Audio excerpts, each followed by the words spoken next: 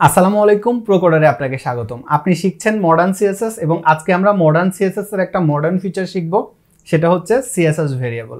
এই ভেরিয়েবলটা অনেক ইম্পর্টেন্ট এবং আপনি যখন ভেরিয়েবল শিখবেন, ভেরিয়েবলের কনসেপ্টটা যখন আপনার ক্লিয়ার হবে, আপনি অনেক কাজ অনেক সহজে করে ফেলতে পারবেন। এবং ওয়েবসাইটে ডিবাগিং করাটা সবসময় খুবই কমপ্লেক্স, কিন্তু আপনি যদি ভেরিয়েবল বোঝেন এই কাজগুলো আপনার জন্য অনেক সহজ হয়ে যাবে। চলেন স্ক্রিনে যাই এবং দেখি কিভাবে ভেরিয়েবলটা কাজ করে।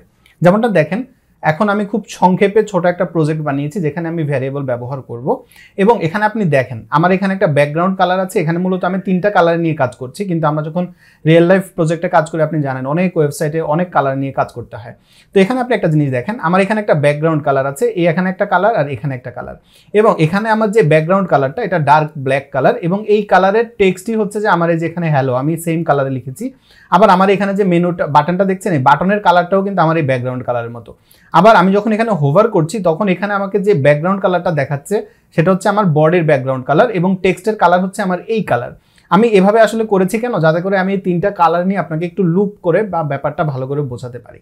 এখন ধরেন এরকম একটা প্রজেক্টই আপনার আছে, এখন ক্লায়েন্ট আপনাকে হঠাৎ করে বলল যে এটার পেছনে এই যে ব্যাকগ্রাউন্ড কালার আছে, আমি আসলে এই ব্যাকগ্রাউন্ড কালারটা চাই না, আমি চাই যে এই কালারটা অন্য কোনো একটা কালার হোক, সে সেটা চায়। ধরেন এটা এরকম না হয়, সে চায় যে এটা ব্লু কালার হোক। তো এটা যদি আপনাকে বলে সিম্পলি, তাহলে আপনি কি করবেন, আপনি আপনার সিএসএস ফাইলে আসবেন, এসে এই যে ব্যাকগ্রাউন্ডের এখানে আছে এটাকে আপনি ব্লু কালার করবেন, তারপরে এখানে এসে এটাকে আবার আপনি ব্লু কালার করবেন, তাই না? আবার ধরেন আপনাকে ক্লায়েন্ট বললো যে না, আমি এই যে উপরের যে মিষ্টির মতো কালারটা, এই কালারটা আমি চাই না, আমি এই কালারটা চেঞ্জ করতে চাই।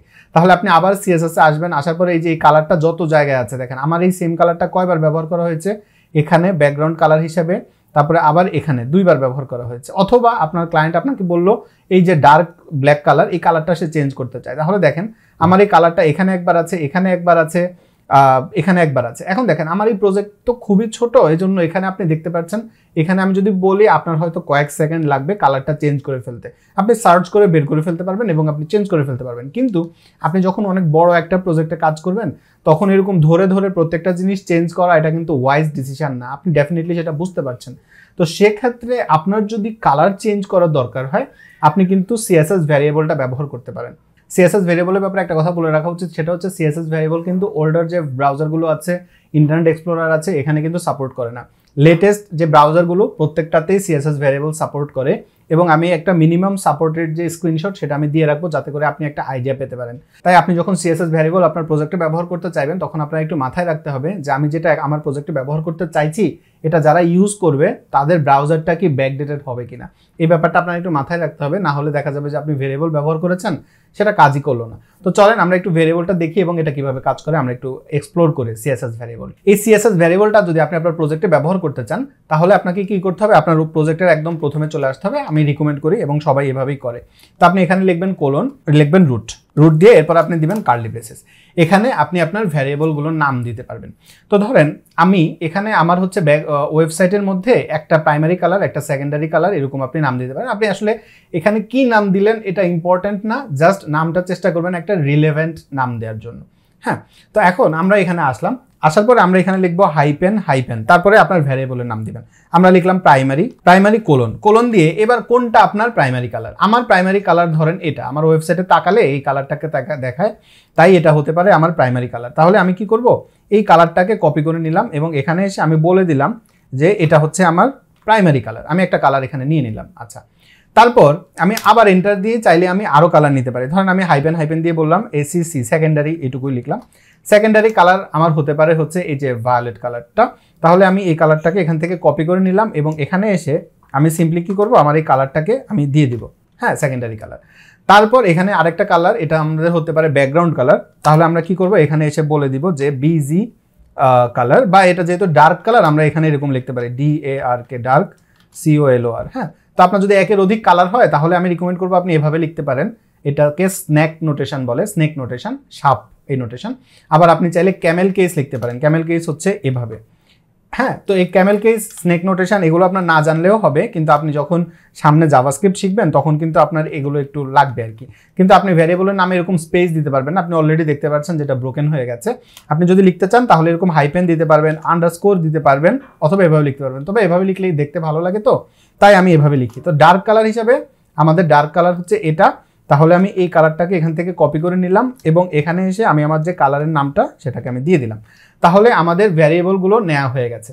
এরকম আপনার যত ভ্যারিয়েবল লাগবে আপনি সব ভ্যারিয়েবল এখানে এরকম করে নিয়ে নিতে পারবেন। তো নিয়ে নেওয়ার পরে এবার হচ্ছে আমাদের ইউজ কেস, আমরা কোথায় এটাকে ব্যবহার করব সেটা। তো আপনি যদি আপনার ভ্যারিয়েবলটা ব্যবহার করতে চান, ধরেন আমি এখানে এখন আর আমি এরকম স্ট্যাটিক কোড ব্যবহার করব না, তো সেক্ষেত্রে আমি এখন সিম্পলি কি করব, এখানে লিখবো var লিখে তারপরে আমি এখন কি কালার দেখাতে চাই। দেখেন VS কোড আমাদেরকে সাজেশন দিয়ে দিচ্ছে, VS কোডও বুঝে গেছে যে এখন আমি ভ্যারিয়েবল ব্যবহার করব।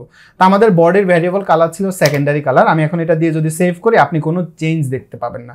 তো চলেন আমরা হচ্ছে প্রত্যেকটাকে এখন একটা একটা করে এরকম চেঞ্জ করে ফেলি। এটা হচ্ছে আমাদের প্রাইমারি কালার, তাই তো? তাহলে আমরা কি করব, এটাকে এখান থেকে এভাবে কেটে দিয়ে এখানে লিখবো var, তারপরে এটা হচ্ছে আমাদের প্রাইমারি কালার।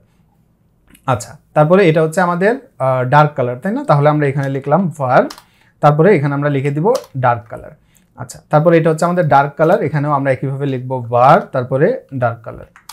আচ্ছা, তারপর আপনি এই যে হোয়াইট কালার এটাকেও আপনি কন্ট্রোল করতে পারেন। তো সেটার জন্য আমরা এখানে লিখতে পারি যে WHITE হোয়াইট COLOR, হ্যাঁ, তারপরে এখানে আমরা দিয়ে দিব হোয়াইট।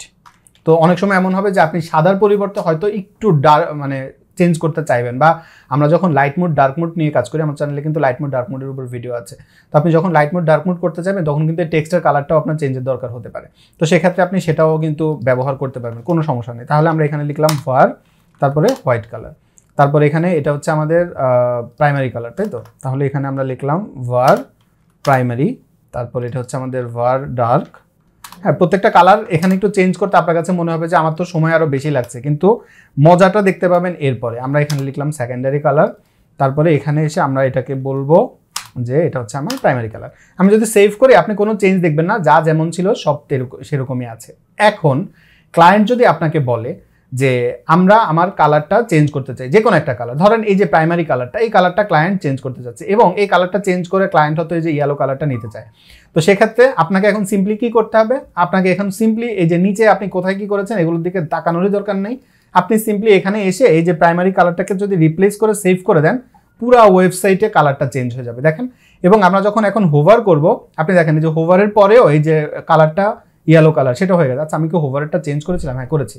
দেখেন হোভারে গেলেও আপনি দেখেন আমার এই যে কালারটা এটা কিন্তু ইয়েলো কালার হয়ে গেছে। হ্যাঁ, আবার ক্লায়েন্ট আপনাকে বললো যে এই যে ব্যাকগ্রাউন্ডের এই যে কালারটা, এটাকে সে আসলে এই কালারটা দেখতে চায় না, সে এটা চায় যে এটা হচ্ছে আমার একটা লাইট হোয়াইট টাইপের কালার হয়ে যাক, যেমন এই গ্রে কালারটা হোক, এটা সে চায়। তাহলে আপনার এখন সিম্পলি পিছনে কি অবস্থা এগুলো দেখারই দরকার নাই। এই যে এখানে গেলে আমার এই ব্যাকগ্রাউন্ড কালার কিছু দেখার দরকার নাই, আপনি সিম্পলি সেকেন্ডারি কালারটাকে চেঞ্জ করে দেবেন। এটাকে চেঞ্জ করে দিলে দেখেন আপনার প্রজেক্ট ফুল চেঞ্জ হয়ে গেল এবং আপনি এখন কিন্তু দেখেন, এবং আমি হোভারের এখানেও কিন্তু আমার এটা কাজ করছে। ক্লায়েন্ট বলছে যে আমার এই যে ডার্ক কালার আমি এটা চাই না, আমি চাই যে এটাও একটু চেঞ্জ করতে। আপনাকে হয়তো বললো যে সে এই কালারটা চায়, আপনি সিম্পলি কি করবেন, কালারটাকে ধরবেন, ধরে এই যে ডার্ক কালারের এখানে এসে আপনি আপনার কালারটা দিয়ে সেভ করে দিবেন। দিলেই দেখেন সব জায়গায় যত জায়গায় এই কালারটা ব্যবহার হয়েছে সব জায়গায় এটা অটোমেটিক আপডেট হয়ে যাবে।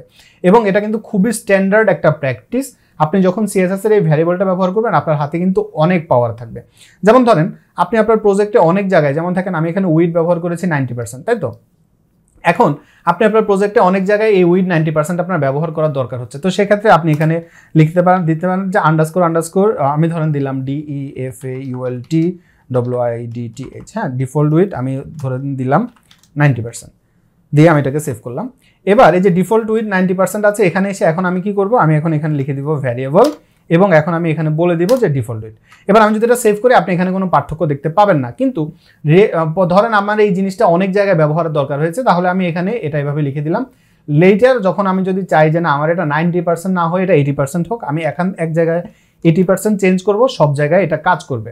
তো এভাবে আপনি চাইলে উইড, প্যাডিং, মার্জিন যদি আপনার মনে হয় যে না এটাকে আমার রিপিটেটিভ অনেকবার ব্যবহার করার দরকার হচ্ছে, তাহলে আপনি এভাবে করতে পারেন। সেক্ষেত্রে আপনার যেটা সুবিধা হবে সেটা হচ্ছে আপনার যদি পরে কখনো কাস্টমাইজেশনের দরকার হয় আপনি জাস্ট এক জায়গা থেকে কাস্টমাইজ করবেন, সেটা সব জায়গায় কাজ করবে। তো CSS ভ্যারিয়েবলটা অনেক ইন্টারেস্টিং, তাই না? যদিও CSS ভ্যারিয়েবলের একটাই ডাউন পয়েন্ট আমার কাছে মনে হয় সেটা হচ্ছে ব্রাউজার কম্প্যাটিবিলিটি। কারণ যখন থেকে CSS ভ্যারিয়েবল ইন্ট্রোডিউস করা হয়েছে সেই সময়ের পর থেকে যত ব্রাউজার মার্কেটে এসছে সব ব্রাউজার কিন্তু আপনার CSS ভ্যারিয়েবল সাপোর্ট করে, কিন্তু ওল্ডেস্ট যে ব্রাউজারগুলো আছে সেগুলোতে সাপোর্ট করে না বা ওল্ডেস্ট ভার্সনগুলোতে সাপোর্ট করে না। এই জন্য আপনি যদি এটা ব্যবহার করতে চান একটু মাথা ঠান্ডা রেখে ব্যবহার করতে হবে, বা আপনাকে একটু বুঝতে হবে যে আমি যে CSS ভ্যারিয়েবল এই প্রজেক্টে ব্যবহার করতে চাইছি যারা ইউজ করবে তাদের ব্রাউজার কি লেটেস্ট ভার্সন হবে কিনা, বা আমার যে মিনিমাম থ্রেশহোল্ড আছে সেটা ফিল আপ করবে কিনা। যদি আপনি মনে করেন ফিল আপ করবে, আমি রিকমেন্ড করবো আপনি ভ্যারিয়েবলটা ব্যবহার করেন। ব্যবহার করার পরে ধরেন আপনি 2-3 বছর পরে বা কিছুদিন পরে যখন আপনার প্রজেক্টে কোনো কিছু আপডেট করার দরকার হবে বা কোনো কিছু চেঞ্জ করার দরকার হবে, তখন আপনি মজাটা বুঝতে পারবেন যে কত সহজে কাজগুলো করা যায়। এবং আপনি যখন ভ্যারিয়েবল ব্যবহার করবেন, আপনার প্রজেক্ট যখন আপনি ক্লায়েন্টকে দেখাবেন, ক্লায়েন্ট যদি জবের জন্য আপনাকে হায়ার করে, সেক্ষেত্রে আপনাকে যখন দেখবে যে আপনি সব লেটেস্ট টেকনোলজি সুন্দর করে ব্যবহার করতে পারছেন, তখন কিন্তু আপনার জব পাওয়ার সম্ভাবনা অনেক বেড়ে যাবে, বা আপনার কোড দেখলে তার ইমপ্রেশন, আপনার প্রতি একটা পজিটিভ ইমপ্রেশন তৈরি হবে। তো এই জন্য আমি রিকমেন্ড করি যদি সুযোগ থাকে তাহলে অবশ্যই সিএসএস ভ্যারিয়েবল ব্যবহার করবেন। ভিডিওটিকে পাওয়ার আপ করার জন্য কোডমেন্ট বিডিকে অসংখ্য ধন্যবাদ। আপনি যদি লাইভ ক্লাসের মাধ্যমে ফ্রিল্যান্সিং, ওয়েব ডেভেলপমেন্ট, ওয়ার্ডপ্রেস ইত্যাদি শিখতে চান তাহলে কোডমেন্ট বিডির কোর্সগুলো চেক করতে পারেন। যে কোনো কোর্স পারচেস করার সময় প্রোকোডার বিডি কুপন কোড ব্যবহার করলে পাবেন এক্সক্লুসিভ ডিসকাউন্ট। এই ভিডিওটা আপনার কাছে কেমন লাগছে কমেন্টে জানাতে ভুলবেন না। আমি আশা করছি ভিডিওটা আপনার জন্য উপকারী হয়েছে। এই ভিডিও সম্পর্কে আপনার মতামত কমেন্টে জানাবেন। সুস্থ থাকবেন, নিরাপদ থাকবেন, প্রোকোডারের সাথেই থাকবেন, আমার জন্য দোয়া করবেন। আসসালামু আলাইকুম।